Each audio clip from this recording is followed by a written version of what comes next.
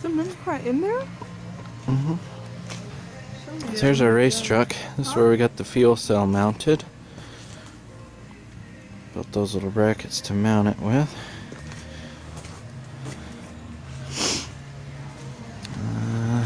Let's see, these are the bed sides just sitting there.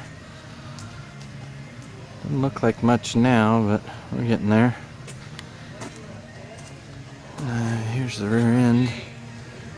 The truss we built for it.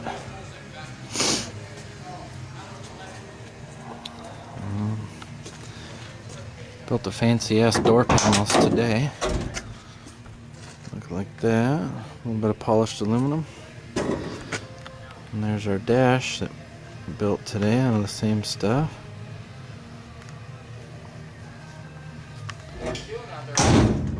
And there's the other one. And here's what the engine looks like before. We got heads and intake.